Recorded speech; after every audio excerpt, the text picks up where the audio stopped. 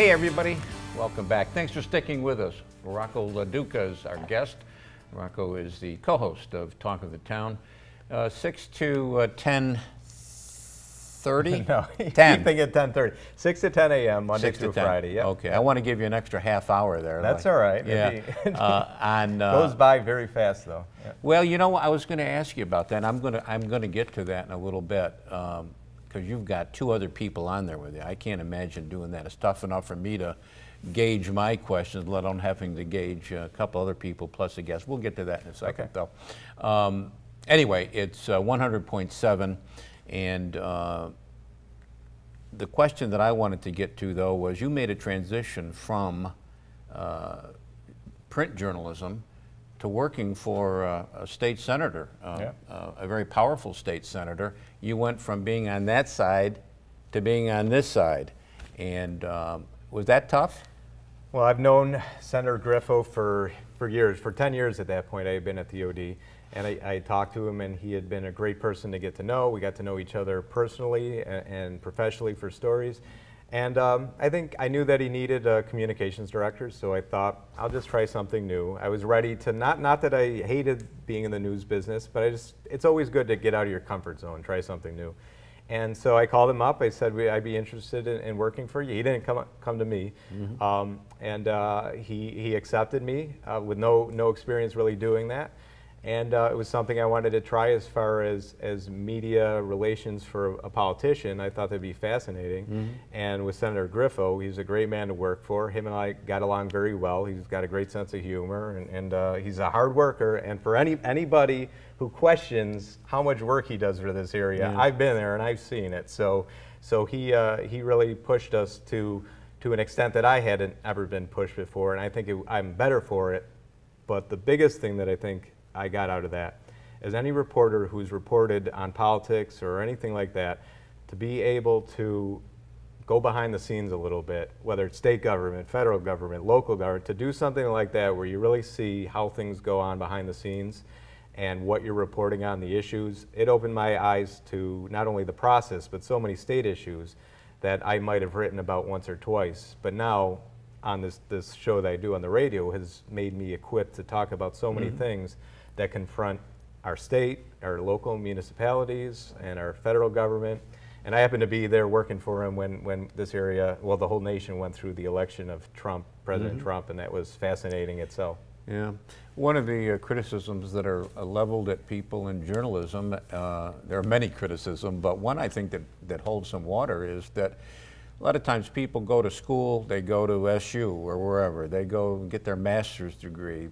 They never really get out into the real world. Yeah. And so they have a hard time as a reporter, as a journalist, understanding what the real world is all about. Yes? Well, what I did struggle with there is when you're a reporter, you want to be objective, you want to get both sides of the story. When you're handling media relations for a politician, you're representing him. It's not me. It's not my job to put the other side of the story out there. It's not my job to give out what opponents, the opposition might be saying, or to explain it or address it. It's my job to represent whatever the Senator Griffo's perspective is, whatever the issues, his stand on certain issues, and to speak for him from time to time. And that was a challenge to me, because that's not really my nature. My nature is to talk about anything and say anything and be honest and upfront. And sometimes I had to watch, you have to watch what words you say when you're representing somebody else. It can't always be what you would want to say. It's what the senator's position or his beliefs are and things like that. Did the senator ever say to you, Rocco, what the hell did you say that for? No, I think we had a good understanding. I think after maybe not at the start, because I jumped in the middle of a budget period where you had the teachers' evaluation system was just dropped on everybody by the governor, and so the teachers, the unions, the parents, everybody was up in arms, and that was kind of jumping in the cold water in the pool, so to speak, and that was a great learning experience, though. So very quickly, over a period of months or so, I think I began to have an ability to communicate well, to understand how he would view things, and to speak for him. So now it's almost, it's Rocco Unleashed, because now you're not writing for an institution like the Observer-Dispatch where you have to do things in a certain way. Now you're not writing and talking for a state senator. Now you're talking for yourself, yes? Well, yeah, that's essentially where I got right now. And I work for, obviously, I work for a company. I work for Roser Communications, and they do a lot for the area. They do the What the Truck food rally, food truck rally every summer. This is the 3rd year they did it out in front of our property on Leland Avenue. Every year, it's a great successful program. I guess they've been doing Stuff the Bus, where they collect toys for the community for needy children, and that was, last year was my first year doing that. Didn't you do that up at JK? Yes, we did. Yeah. Maybe we'll have you on this time. Yeah, You could sure. come and visit. We're always looking for guests. We're there for a week. We sleep in the RV or mobile home that's outside, and we fill it with toys, and it was an amazing experience to go through for the first time. So there's a lot that I'm a part of as a company, so it's not just me. There's great people that are there to work with, but you're right in the sense that it is unleashed, in essence, that I can finally, not so much that I can't be objective, because I'm still a reporter and that's still what I want to see my job, but nobody wants to listen to a show where you don't express your opinion once in a while, where you don't clash. And the two guys I work with, great guys, J.I. Yellow, who's the main host, and Mark Wolber, the legendary Mark Wolber, attorney, who turned local attorney. And Mark and I don't always see eye to eye on things, so we kind of clash and get people well, that's kind of good up. too. Yeah, makes for good radio and good listening, and gets people all fired up. Now, do you have a tough time though with 3 people in a studio and you've got a guest? You got 4 people in there. Is that kind of difficult to choreograph in terms of questions? Well, when I was a reporter, I would spend, like with Scott McNamara, I could talk on the phone with him for an hour or 2 hours sometimes, depending on the issue. And I had so many questions. Anyone who's been interviewed by me or a press conference knows I have a lot of questions. So I come well prepared, I do my research, I know a lot more than enough to cover when someone's in. But you got 2 other people you have to balance the time with. They have questions too, and so everyone has to go back and forth. And sometimes it's a little frustrating when I can't follow up with a question that I otherwise would if you're one-on-one with it, like we're doing right now. You can easily ask a follow-up question, but sometimes I have to wait my turn again.